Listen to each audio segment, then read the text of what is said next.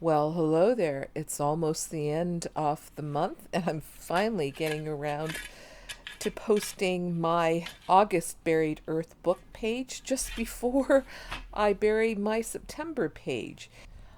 Again, I've been inspired by a book that I've been reading this month. It's called The Juggler's Children, and it was written by a Toronto based author, and it is about her search for some of her family stories by doing DNA analysis. So I wanted to create a little symbol that represented the DNA double helix, and I chose two different plants. And the first one is English ivy, which the Latin name for it is Hedera helix. So I thought that was rather appropriate for what I'm doing. It's an invasive plant where I live, but it's native to many of the temperate parts of Europe, so it represents the European part of my DNA history, and I've paired it with in this stuff some of the fiber that I've been extracting from a plant that's native to Sri Lanka. The Latin name for it is Sansevieria zelanica, and it's in Sri Lanka it's known as Nyanda. And I'm twining these two plants together in a twisting motion that mimics the way that the two-stranded DNA molecule twists around itself in our bodies. So this little twined piece of rope here is going to get stitched onto my page for this month.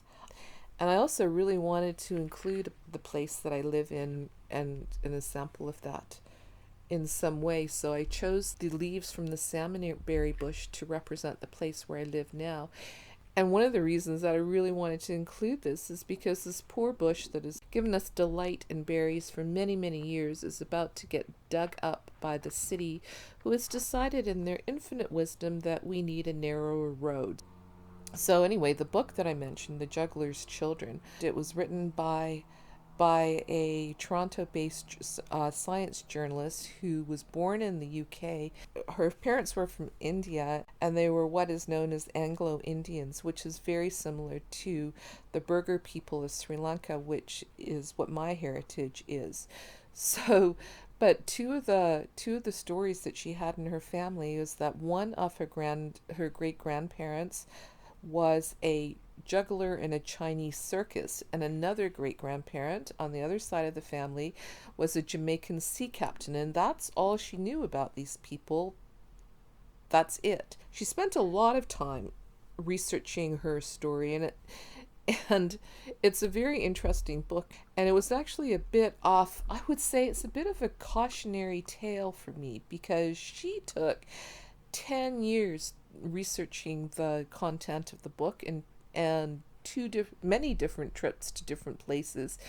And at one point, she talked about going to a genealogical conference and meeting people who had spent 30 years researching their own ancestry. I'm not sure that I have 30 years to devote to this project, so I'm going to be doing some real thinking about how I want to proceed with the rest of my own sort of ancestral cloth research. But for now, I'm going to keep working on this for the rest of the year, and I'll see where it goes from there. But I definitely know that I don't have 30 years left. So there's my stitching meditation for this year. I made a little circle from my twined rope, and I'm going to place the salmonberry leaf that I took from my bush on top of it. And I forgot one really important thing. I was going to do a cheek swab and put some of my actual DNA into this project, and I completely forgot about it. So I'm pretty close to the beginning of September.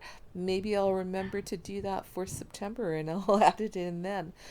So the bundle is back in the ground, and it'll get dug up again at the beginning of September when I add in my next installment. Thanks for watching once again, and I'll see you probably fairly soon.